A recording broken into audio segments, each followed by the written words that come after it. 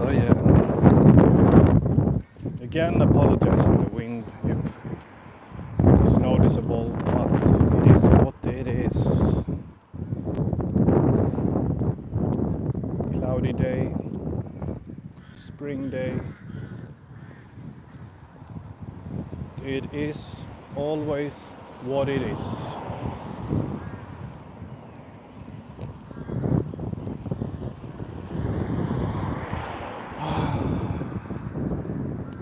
Just gonna walk a little bit here before I start talking, and because there's all these cars going by and it's so loud, you know.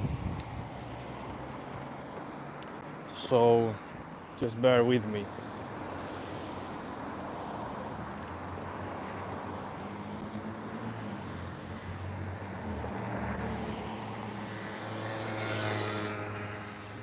You hear that, like mopeds, they are so freaking making that annoying sound.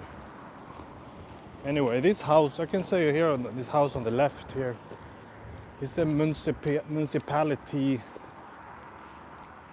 building where these people are having their privileges, sitting here making decisions for the community basically.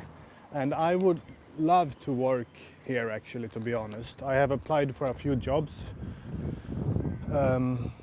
I consider myself definitely qualified. I have a lot of educational background related to some law, legislation, huge social science background. How do we build a sustainable society? And there are details I need to learn. I mean, I don't know everything about, because each and every municipality and communal governmental building, I guess, has a little bit of their own norms and their own culture and their own principle and ways of doing things. I understand that, but I would be invested and I would be a great resource for the future. And I'm thinking specifically in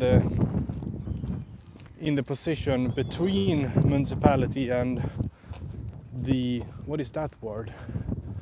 The local business field, with local businesses for growth and sustainability. So that, I would really like to work for that. I think that would suit me.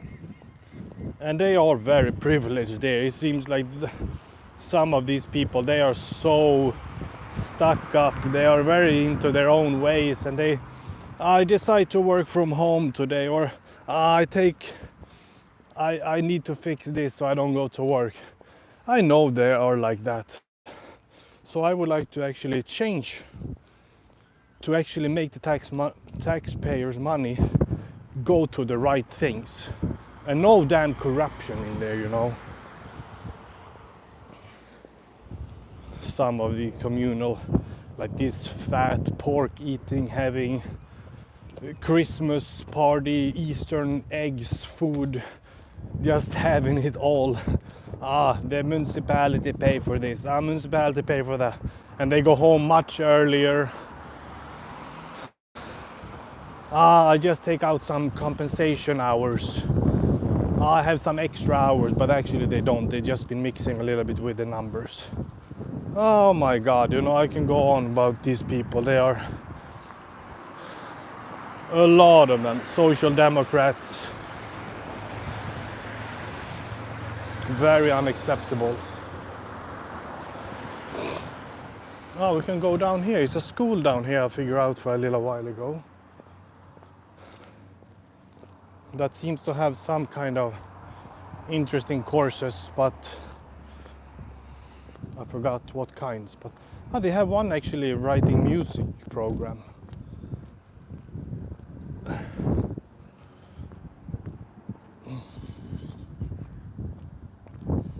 We have that in Sweden. It's not a university. It's something between. Imagine you're going we could take from the beginning. You start elementary school, you go up to middle school, I guess, and then you go to high school, and then we have something from between the year 10 to 12. Let me think. Yeah, it's 10 to 12th grade, I believe it is, but it's actually 3 years. So which is secondary upper school. So that is the when you leave 9th grade, when you are about you're 15, 16 years old. 16, you probably start this secondary upper school, and then when you're 18 or turning 19, you graduate and you're done with that. Basically, high school. You're done with all of high school. I think we're gonna go here actually, not to go through that park, but I wanna go to the park. Yeah, then you're going to. Yeah, then you finish with high school, as I said. You're completed. You are hopefully has some. You've done well in school enough, and you could take a job, or you could go to university, or you have this other thing that is over here, which is they have like some programs related to more artistic approaches, some aesthetics, or even more directly work related practical educations. Or you can, as I mentioned, you could go to university directly there. So that's basically your options. I'm sure there are some others also. They have this other thing, like, I don't know, the folkhögskola, that is between high school and universities. There is also, like, they have programs for writings, screenwriting, and some more practical, like I mentioned.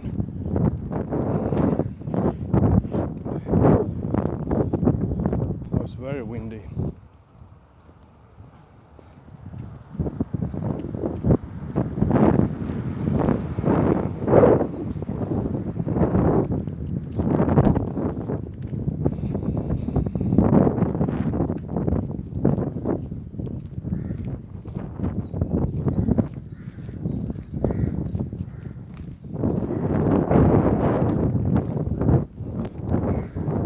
This is really spring sign, these flowers here.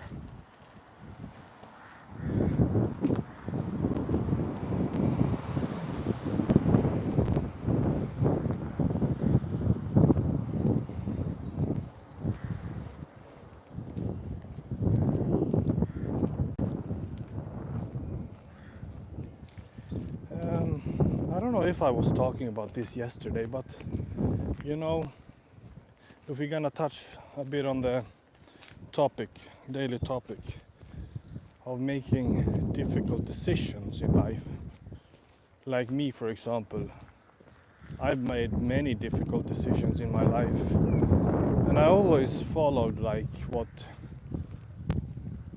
I really follow my gut a lot. When it gets to, for the latest one, for example, moving back to here, to a completely different place I've never basically been before in my life, for going back and studying again, and now facing some really challenges. And I guess that's what I told myself when I left Portugal. I know I'm going to face some extreme challenges that I have never faced before.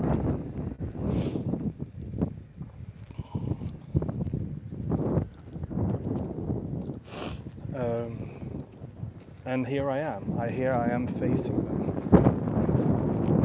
And I don't know how it's gonna turn out, to be honest.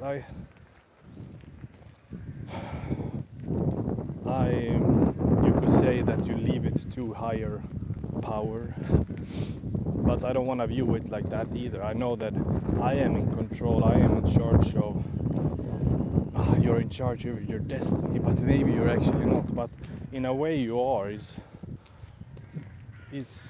you face challenges, you face difficulties, but you need to be in good spirits with yourself to actually make sure that you are capable of working it through, to going through with these difficulties. It's so windy. Wait a moment. I'm gonna pass these old people. They're going in here, perfect. I'll continue on here. Yeah, you need to make sure that you are, even if you take difficult decisions. And it's funny, here I'm standing in this place I've never been before. I took a difficult decision. I knew I would face probably the most difficult time I ever been standing in front, if that makes sense. I knew that would come. And so far it's been going quite well with everything. I mean, since I moved back in the end of summer last year, I completed everything that I was supposed to complete. I doing well. I have a few lows that I know are my lows and I can work on. Nobody is perfect, you know, and I don't claim to be either. I made a field trip. But now, like, I'm standing in front of some serious, deep challenges. Like I said, that I knew were gonna appear, that I knew was going to show. I don't know if you can see that, but there's so much white of these flowers. Small little, it's really the spring, sign of spring. But yeah, with that said,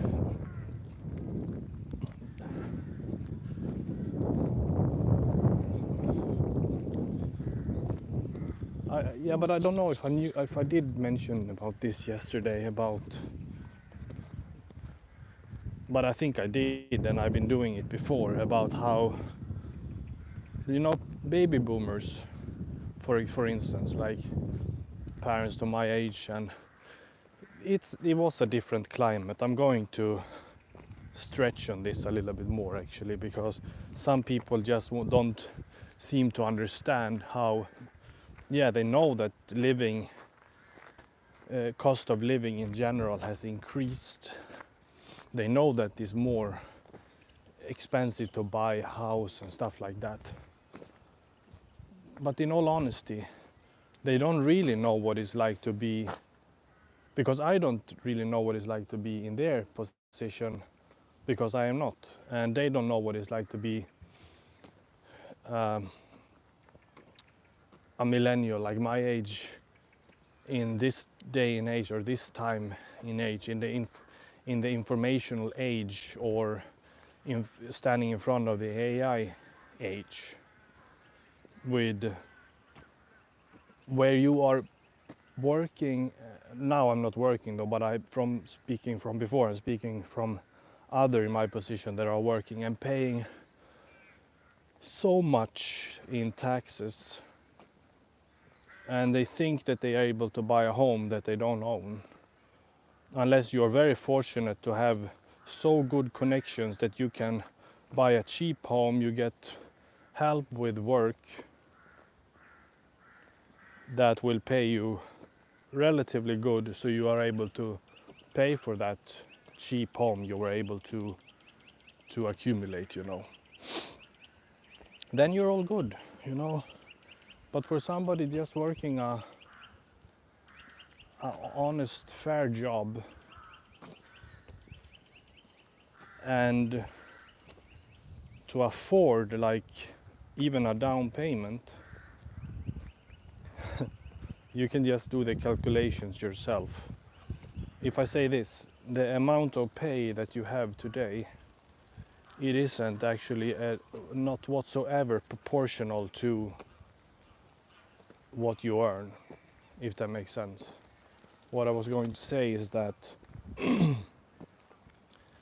before, like now I'm talking 60s, 70s, and before that even. Yeah, for basically for perfectly adjusted for baby boomers. It was more, the pay was lower obviously, but everything cost less also. But it was more proportional what you earned in able to save, buy groceries, pay utilities, accumulate a home, you know, these basic things. Now the salaries are not proportional to buying a home. There was actually a news article on Swedish news recently what you are expected to earn to be able to buy a home in, like in Stockholm, in Gothenburg, Malmö, like these bigger cities. And you were like, I think in Stockholm, you to be able to buy a one-room apartment, you are expected to earn, or you will have to have a monthly pay of about around, was it 70,000 crown, which equals to like, let's say 6.5 to 7,000 euros, I believe it is, per month. Who earned that?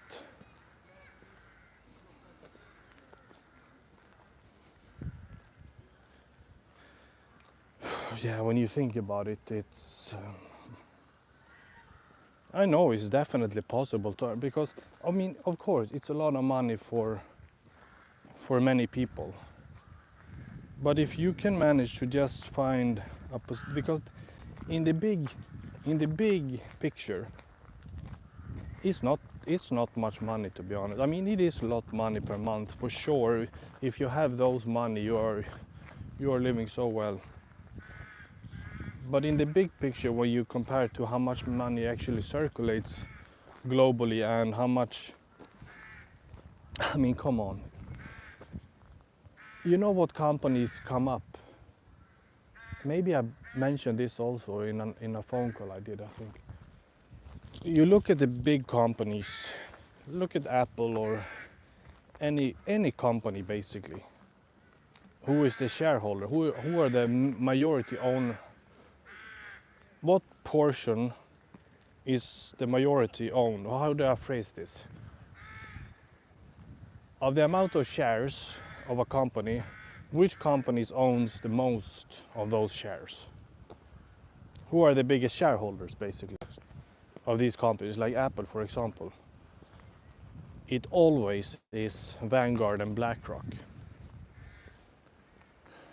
And I'm saying this because that is a fact. They own everything, basically leads to them.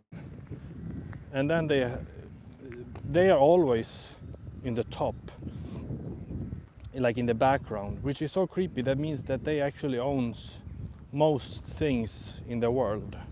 Real estate, companies, tech. And for me that is just so strange and giving like the illusion that we have options. And but I guess that's capitalism, you know, when is giving the illusion of choice and options, but in the background there is actually just one or two owners. And of course within these companies you have a board members, and they are collaborating with each other between these big companies like Vanguard and BlackRock, and Berkshire is also there, I believe. Yeah, it's very, very strange. And you think that you're buying something and that you actually own it when you may, oh, I managed to save up, I don't know, let's say, oh, I managed to save up $20,000 or $50,000. I have my down payment. Ah, I bought a house. I own a house now. Let's celebrate. I own a house. I bought a house. What do you mean you bought a house? And I understand this is the way it works, and it works in a lot of ways. And what's an interesting thing my dad said for a while ago? Yeah, but it's because many people in Sweden, they are able to have, they look so good, you know, people, many homeowners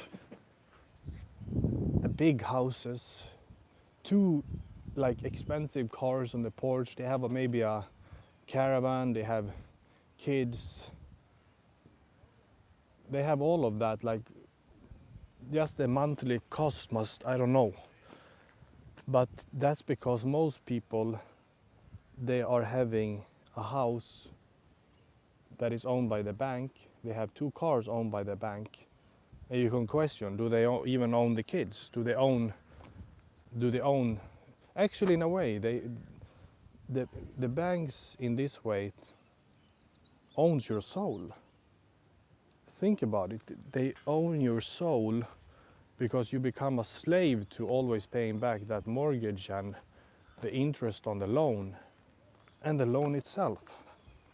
Or maybe I confuse these things. I'm not an expert. I sometimes mix them together. I'm gonna go down here a little bit, I think. But let's see if these guys leave me alone. I don't want to make them uncomfortable. Yeah, but what I mentioned is that you are actually becoming a slave in a way, in this way. All of us. Not only, I'm not speaking to you personally, like.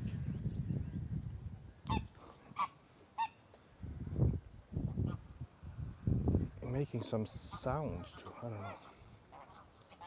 Don't worry, little guy, I'm gonna just stand here. You go on with your day, I go on with mine. What did I say again? We are with this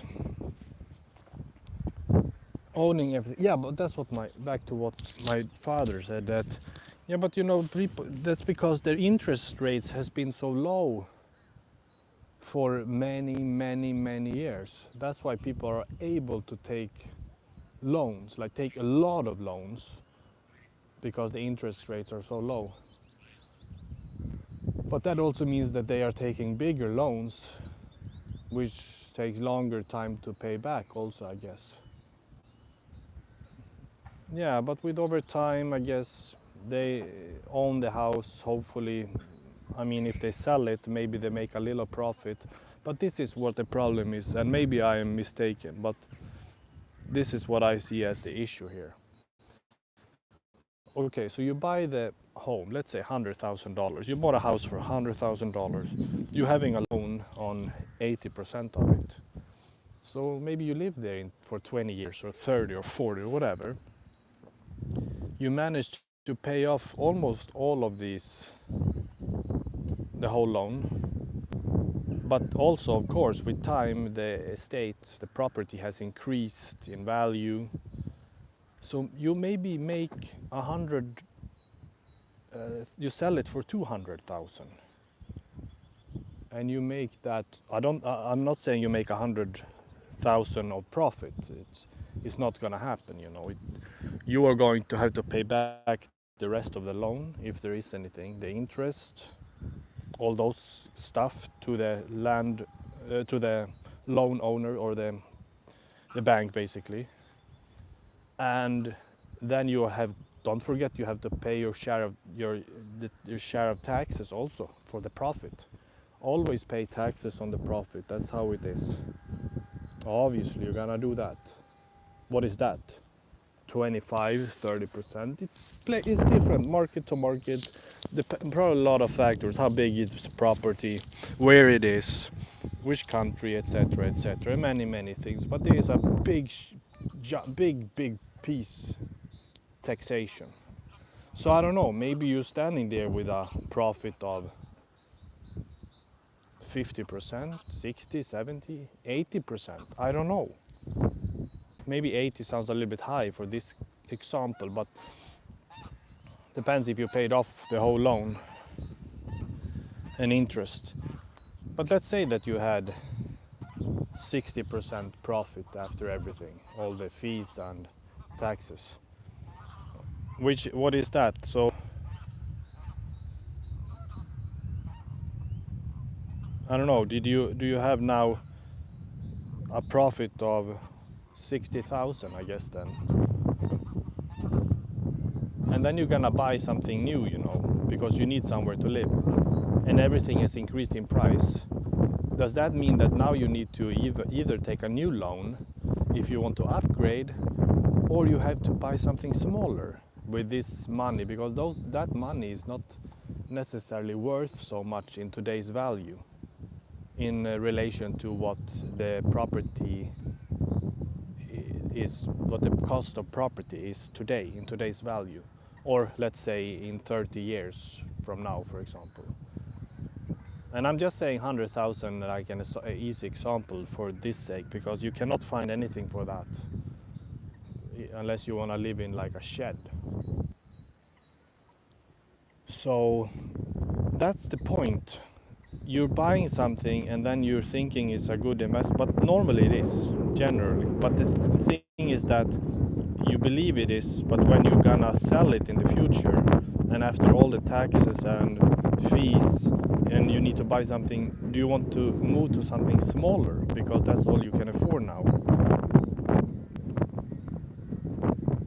Because that's basically what it's gonna stand. That's the position you are gonna be in between, stand in front of. I mean, you have this much in profit now because of your purchase you did 30 years ago, but in today's value, you cannot afford something similar or bigger with the profit you make from this sale of this property now. So you're going to have to downgrade. Who would like to do that after being used to living so much in this home, and then put yourself in a little small apartment? It seems to me like a fool's game. And I could be really wrong here, I mean, but this is the general take I have on it. But at the same time, who want to live like rent?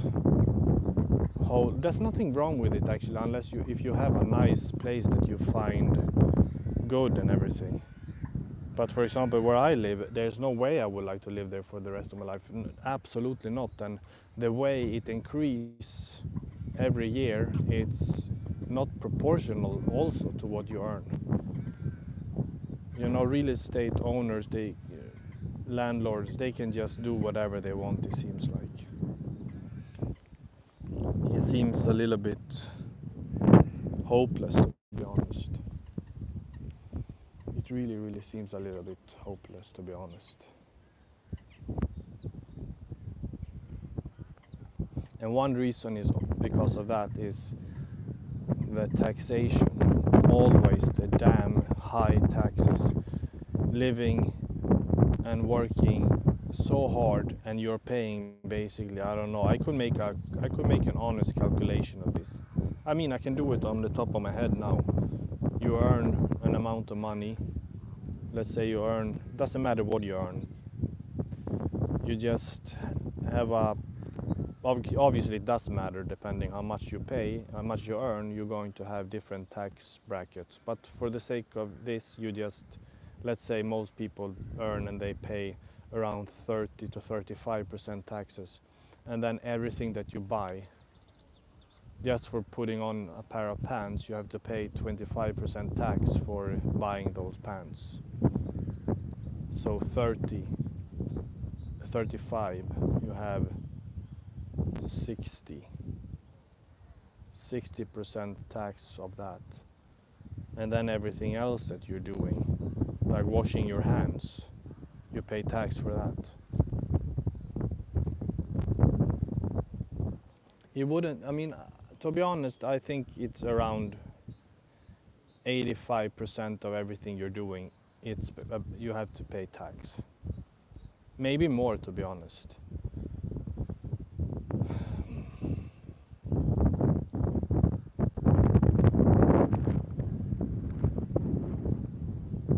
Yeah, I don't know what more to say about that.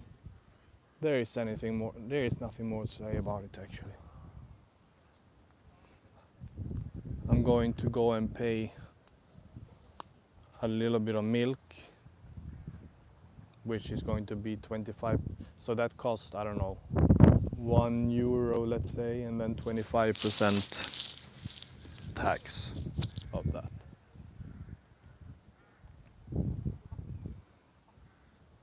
That's just how it is.